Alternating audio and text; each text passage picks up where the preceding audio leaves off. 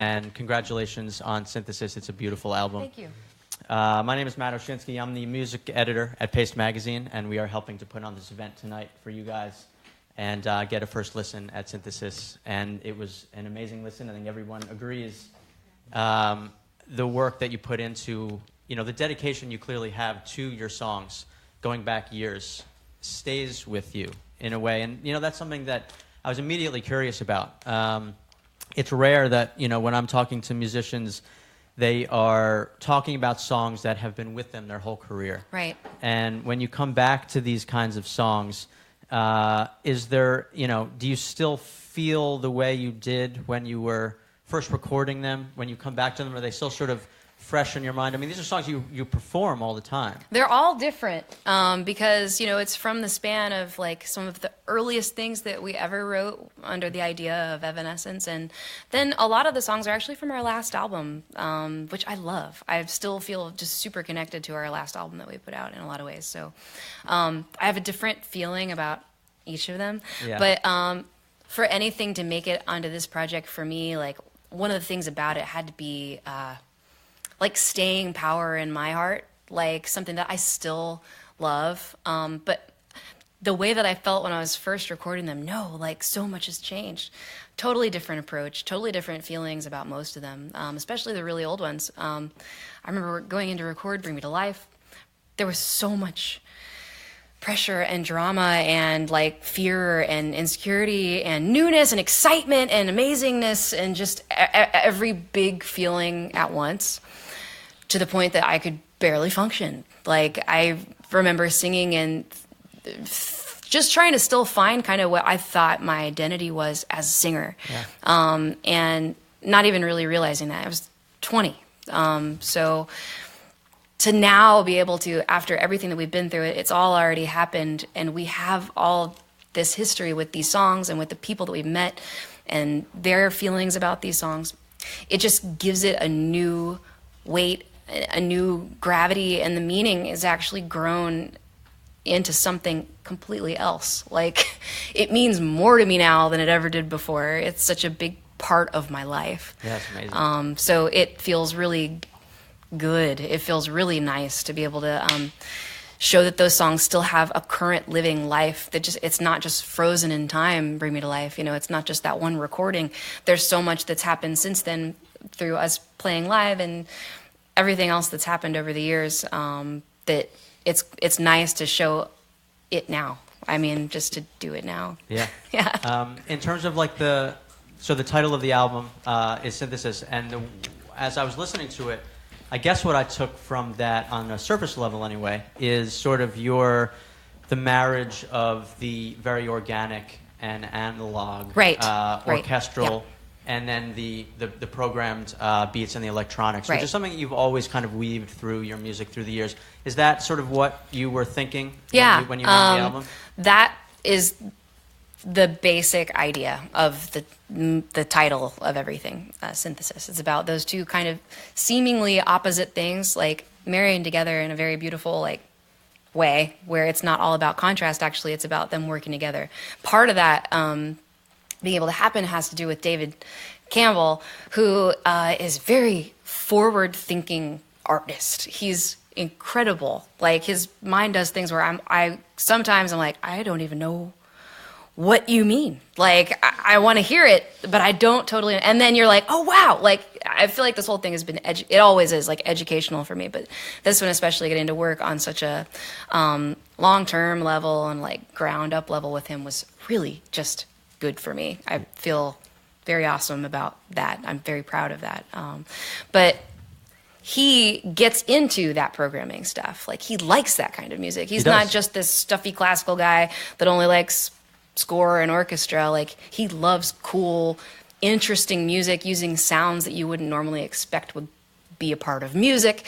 Like, it's just very creative. So since we were working on it together from the beginning, Will would have some programming idea and some sample thing happening, and then David would hear that and go, oh, well, what if the woodwinds like pulse back and forth and left and right, and it creates that tension that you're doing in the on that arpeggiator, and like we'll make that go hand in hand with something that's actually living live in the orchestra, to a point where the stuff is very blended in a really cool way that could only have happened through that collaboration. Yeah, it's seamless. I mean, it sounds seamless on the record. And so, I'm wondering, when you're putting these tracks together and you have these sort of, in some ways, disparate sounds, you have this incredible orchestra and you have these electronics, which is one usually the foundation and the other kind of fills in, or do you build from one spot to another? How do they sort of come together as you're creating these tracks? I wanted everything to have its own moment to shine on this. So instead of it just being like building stuff on top of the songs that we've already have, that you guys have already heard, instead, a lot of it was actually subtractive. A lot of it was about moving things aside to just shine on one thing that you probably didn't notice before, or that wasn't there before, to give it a totally new, put that in a new light. So I wanted there to be moments where you're just hearing nothing but like orchestra and vocals. I wanted there to be moments where it's really focused on the electronic side. I wanted to have times where it's literally just a vocal. Like, I wanted to leave room for everything so you can really, truly appreciate everything that's going on at the same time sometimes. Yeah, was there a lot of collaboration? So you have Will Hunt, who is really kind of behind the rhythm, and you have David Campbell, who is running the orchestra, basically. Right. Were they constantly in a room together with their heads pressed together? No. It was all file sharing. It was the craziest, techiest, funniest Dropbox experience, because it was like, Will is here, Will's in Texas, Dave is in LA, and I'm here in New York. We really couldn't be farther apart on the map, just big triangle. And basically, they all started with I'm listening to songs, and started with 20 songs, and we started whittling it down to what was happening. But I would start by taking the old master session. I've got a little studio in my house. I'm an engineer for all of our demos and my little solo stuff, but it gets overwhelming in a project like this. I would never be the engineer all by myself, but I can do it in my house. Anyway, so I've got the master sessions for everything we've done. I'd start by going through that and pulling everything away, pulling out the guitars, pulling out the drums, just nothing but strings and programming and voice, and going, okay, here's our starting point of what we had. Where can we take this? And then I would start by making some ideas or whatever, just creating that skeletal version, and then upload that for them to hear. And then Will maybe would take it and go, oh, cool, I just did a basic run of what I think would feel cool programming over this whole thing. And by the way, I thought it'd be cooler if the bridge was doubled and it was instrumental at first and the stuff comes in. So I did that. And then we'd hear that. Ooh. And I go, okay. And then I'd change 2 more things. And then David would chime in with some crazy sketched out, with samples orchestra thing, this whole piece on top of the piece, and it would take it to some other place, and then we'd have that, and we'd edit that, and we'd just back and forth for many months, until we finally all okay, this is it, these are the arrangements, let's go record it. And at that point, did you all assemble yes. in Then one we were room? together. Yeah. Okay. We got together at the beginning before all that file sharing started happening, just Will and David and I at my house, and listened through the songs that we'd whittled down to 17 or 20, and started just talking about each one, listen through each one, have a conversation about ideas. Right. And then it went into crazy land of internet, and then we got together and recorded it. Yeah. Yeah. And in terms of the orchestra, which is a phenomenal sounding body on this record, and so kind of forceful and clear. Thanks. There is a certain, I guess, a ceding of control in some ways when you have a conductor, an orchestrator like that. I mean, was there ever any concern on your part? I mean, I know you've worked with David Campbell before, so you guys have a working relationship in leading up to this. But in terms of, are there any moments where you're thinking to yourself, I don't know if I would go that way, but he has such control of the orchestra. That's what's cool about David. He doesn't make it I can't approach him. I can't tell him what I really think or what I really want. Yeah. Yeah. I mean, I chopped out lots of stuff that he did, and would send it back and be like, I like it better like this. Sorry. Yeah. But then he loves that. It's more let me just do everything, and then you show me what you love, and we'll go from there. It was very collaborative. And I would have ideas too that I would map out like with my crappy fake strings pad on my keyboard or whatever, and send them be like, hey, what about this? Like at the beginning of the album, like where it's kind of rooted in some old, very early Evanescence stuff. And I had it in my head that like, oh, this could build from nothing, and it's just cool. It's cool the way that, and he would hear that and appreciate that and not be like, you don't know what you're doing. You know? Which he could totally do, you know, and I'd be like, okay, you're right. But yeah, this means a lot to me, and he recognizes that too. Like, this is Evanescence. Like, you tell me what you want too. Like, very, very collaborative. Right, and the musicians in the room. You know, I think if I was, you know, reading about the making of the record coming into it, I know that a lot of them sort of realized what they were working on, like the moment that they got there on the first day. Yeah, that's right. And so was there a period, you know, I mean, obviously these are extremely talented and skilled, you know, experienced musicians. Yes. But was there a little bit of a grace period of trying to get the sound out of these players that you heard in your head? That maybe they were kind of coming from a different place and you needed to sort of move them well, over I think here? that's a part of any recording process, even with my own voice, is like you get in there and you start tracking and it's like, okay, and that's why you need a producer, honestly, like to hone in somebody with like a big picture vision, and then you're working on it, like somebody to say, hey, try this, you know, and, oh, we're all working on it together. So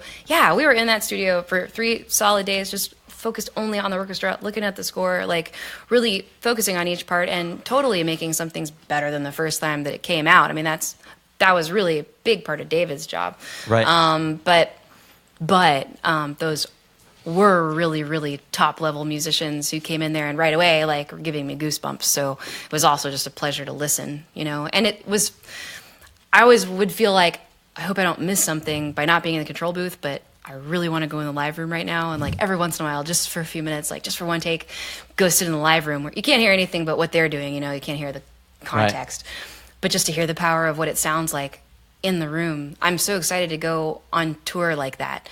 It's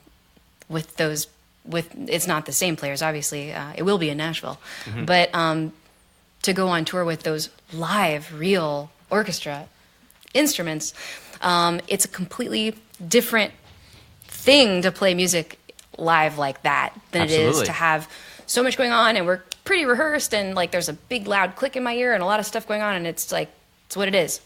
Does that sort of gradually, does the tour, I mean, you know, you're not on it yet, but will the tour sort of evolve as you go night to night, or is this the thing where like you get out there on the first show and everyone knows their parts and it is sort of etched in stone? Or do you feel like, you know, a month into the tour you will still be making changes, tweaking this part, maybe moving that up or down? I mean, is this an organic thing as you go? The parts, you know, by nature, they're written. They have to be sent to the musicians to learn. They're reading them there, yeah. Right. But with what we do, we're taking out a conductor, you know, and she'll be, you know, practicing with them every day before every show. It's going to be a different group in each place. Oh, interesting. So, yeah. So the musicians are not, like, on the tour. No. You are sort of meeting them as you get to each city. So every show is a new experience. Of modern rock. It's a little bit scary. Yeah, I would imagine. For them as much as because you they can never get comfortable. They get one chance. Right. And we can learn things as we go, but we're going to be with a new group every night, so there's just variables. Right. But I think it will grow in terms of just learning what we're aiming for, and hopefully just like feeling totally comfortable in that. I think there's going to be a new nakedness, like where anything could happen, because there's a lot of moments that there is no click, there's a conductor, and we're all looking at each other and really being expressive in the moment and going for it. And some nights you feel different than other nights, and it's just going to be a different show. I'm really looking forward to that. It's a challenge. It really is. But it's a beautiful one, because that's the way music feels to me when I'm really at my most comfortable place, like when I'm alone by myself, like at the piano, like that's how it's supposed to flow, you know? Yeah. It's going to feel really good to have the ability to do that live. It's also a scary challenge, but like I'm excited for it. I'm ready.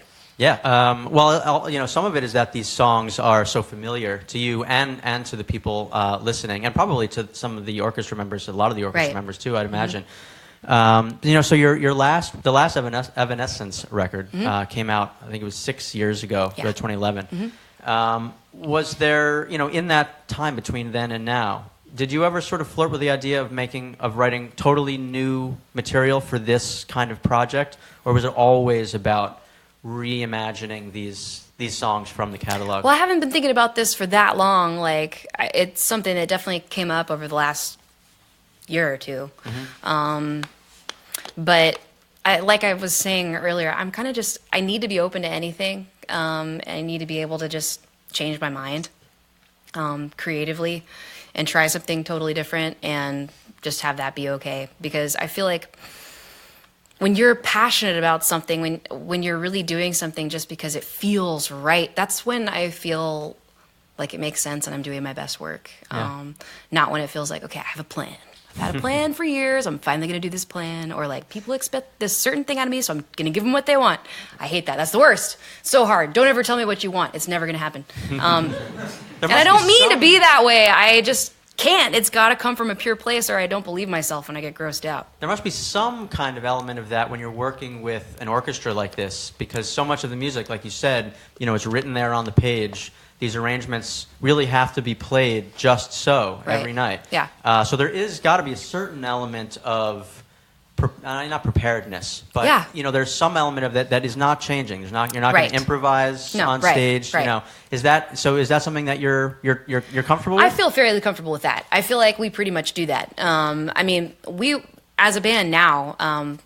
Great band. They're all really, really talented musicians. They're all really creative and really versatile. They're all fast learners. So we're at a place now where we can get together at soundcheck and make a decision about something we're going to do that night that we haven't done before, and change a song. We've done that a lot on the last couple of tours, which is really fun.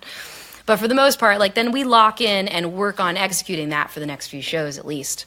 So there's always a plan in place, not like, oh, what's he going to do? Which me for 8 bars, and you never know. There's kind of always some kind of plan that we made at least that morning. Yeah. So I feel good about that. And tell me a little bit about. So there are 2 new songs on this record, "Imperfection" and "High Low." Were those? Did you know that you wanted to get a couple of new compositions on the record when you started out? Yeah, that's the other point of that word synthesis, is about like past and present. Yeah. So it's revisiting songs like My Immortal, but in a place of now, and also tying the new music into it and creating something that all flows together as one thing in this moment, but it's actually going back in time into the future and all of that. So I knew I wanted new music to be a part of it. And were you were confident that the new music that you were writing for this would have that synthesis with the older Evanescence songs? In terms of it has to go with the format of this project. Totally. Yeah, and you sort of wrote them with that kind of in mind. Well, I'm writing this for orchestra. Yes, High Low already existed. Unfinished. So it was, any song comes from like a chord progression and a melody. You can take anything, you put that anywhere. But High Low was already a song that lived in electronica land, but I didn't clue into the orchestra idea until this. And we were in the beginning of this project and I was like, oh, that's what's missing. Like that beautiful drama, that feeling. That's what's missing from the music bed from before. So then the song was able to be completed. And for Imperfection, that was a big challenge because I had to think of something that, first of all, could be the single on top of like my entire career of my favorite songs. Okay, impossible. And then also like represent what I'm into now. What I like musically now is different than what I liked when we first started out. Right. It has to be now, but it also has to be like classic Evanescence to go with all these classic Evanescence songs. So it just needed to be a lot of things at the same time, which was a big challenge for me, and it took a minute to write it. We finally got there. And I hear it like there's a big contrast between the verses and the choruses. Like the verses are this new place, this new attitude, and it's sort of like the next step from some of the attitude on the last album. And then the chorus is like explode into this big epic long notes drama of like classic Evanescence stuff. And then the bridge just is crazy. So it's cool to me because I was like, okay, I got it. Like 2 extremes going together. This is it. But then that created a whole new challenge of like, well, how do I make lyrics that fit both of those things, like attitude and greatest sorrow. So hard, like two totally different things. So lyrics then took another whole long time, but finally finished. Seems them like in right in your strike zone though. Those two emotions sort of coming together in songwriting. Thanks. So before I let you go and you do something for us. I didn't say that. Yeah, no, I was not speaking about anything specifically. It could be anything that I'm talking about. We're gonna do laps around the room. I wanted to ask you about Steinway. We are here at Steinway and Sons, and you, of course, are a wonderful piano player and have been for many years. I'm wondering what your relationship is, with this piano. So I wanted to preface that by saying I saw this great Instagram post that you did where you visited the Steinway factory, which is in Long Island City here in New York. And I was wondering, as you went in there, you were selecting a piano that you were going to take on this tour. What are you looking for in a piano when you go to the Steinway factory? It's every Steinway is a great piano. It's an interesting thing because they are all different. They really are. And this exact piano is a Model D, right? It's the big one. Yeah, there's a D right there. That means really huge. Yeah. I'm glad you saw that D. This is the piano that I played. Well, this is the same model of piano that I played in the studio. Mm-hmm. And the reason we went for that piano was because this specific project, taking it to this dark classical place, at least for where the piano lives for the most part on this album, that's this. That's this. Okay? Like that rattling, deep, beautiful, bigger than anything you can feel, low end. Yeah. And also the beauty of how it cuts through in the rest of the piano. And I like all kinds of pianos, and I play Baldwin a lot. I play a lot of different brands for different reasons. This album I loved this piano for this album.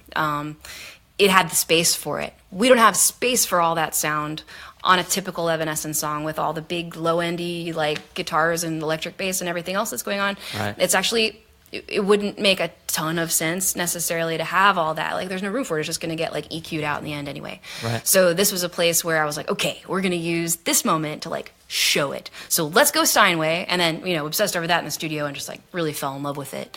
And then when we were talking about the tour and what piano we should take out and whatever, I was I know that it's a long shot, because they're the most prestigious piano company in the world. But what if could we just maybe ask and tell them I'll tweet a whole lot and could they please let me use a piano on tour because it's perfect. It would just be perfect. Yeah. And they said yes. And I've had several experiences like that on this record where I didn't expect to hear a yes, and I heard a yes, and just felt so awesome. It's so cool to feel respect from someone else that you admire, in a field that you really admire. And I feel a hack as a piano player, at least when I compare myself to the kind of people that come and practice in this place. I practiced at this piano last week, and they've been kind enough to let me come up here and use one of these practice rooms at different times in the past couple of weeks to just have a quiet place to focus, because this tour is actually going to demand more of me as a piano player. Yeah. It's good to have that quiet. But as I'm playing, I'm hearing people down the hall doing stuff that I couldn't do.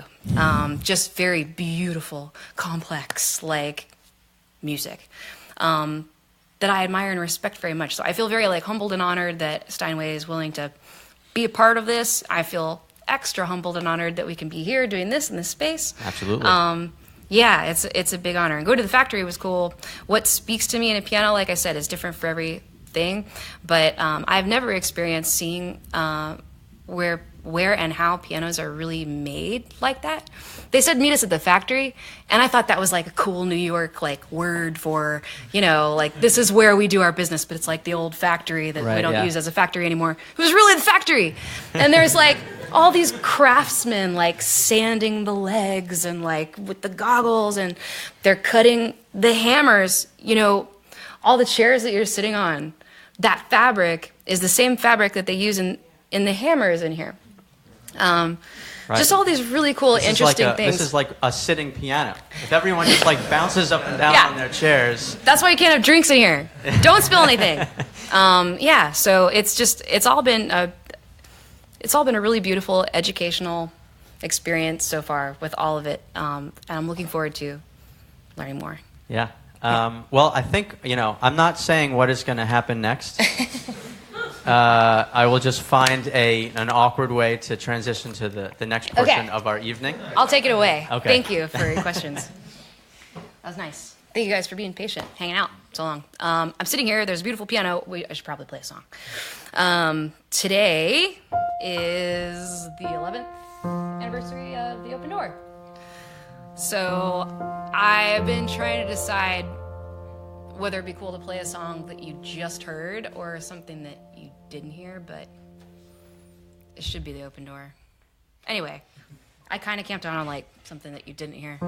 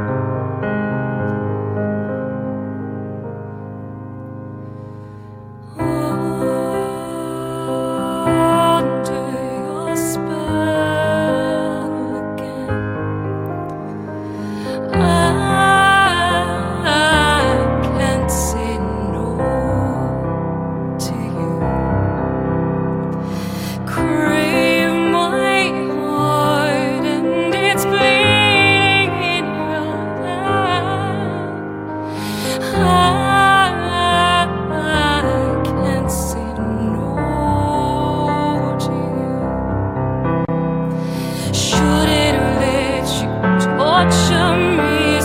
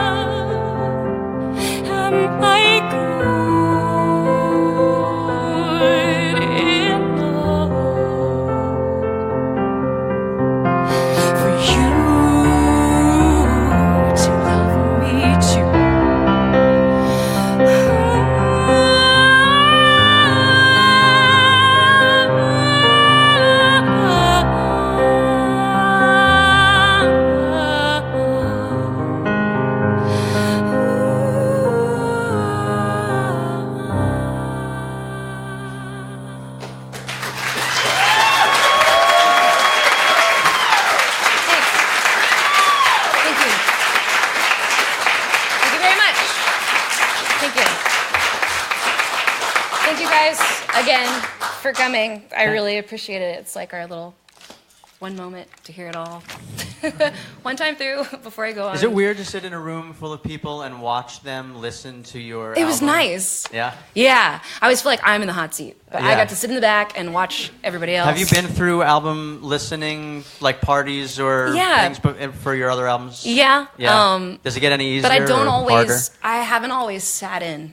Like, it's like, oh, I'm waiting somewhere else. And then I come in and we talk about it. This is more like, I want to just actually sit there and listen, together. And this was, as you mentioned earlier, this was actually not the mix that you that was the 5.1. It's like the surround sound mix. We have like surround sound speakers built in this awesome room. So I was like, yeah, let's do it. And then I realized as it started, I was like, oh, I haven't actually heard this mix yet. We worked so hard on like the stereo mix. I'm like I have a lot of notes. I'm very demanding. Yeah. But the 5.1, like I was like, okay, we got stereo, like do that. But it's actually different. So I was sitting there going, oh man, there's stuff you're not hearing. But that's okay. Right. You've probably never been to an Evanescence concert when not on the stage. Never. That would be difficult. Never. That is something I would really, really like to do. It would be an incredible accomplishment. I've got to say, not musicians have ever pulled that off. I know, it's hard. It's hard to know what to fix. Yeah, I just got to go up there and do my best. Hope it looks cool. Check it out on YouTube. Well, thank you so much for playing that beautiful song. Thanks. On this incredible piano. Yeah, it's so good. That you will be, maybe not this one. Slightly smaller to fit with all those musicians on stage for live, but it's a Steinway. Right, and when you take it out, this is like renting a car where they sort of look around, like, let's look for any dings. Yeah, probably. So that when you bring it back, we know what to charge you. It better be in tip-top shape or credit cards coming out. Yeah, right. Yeah, I think so, probably. Well, guys, thank you, everyone, so much for coming and joining. It's Amy Lee.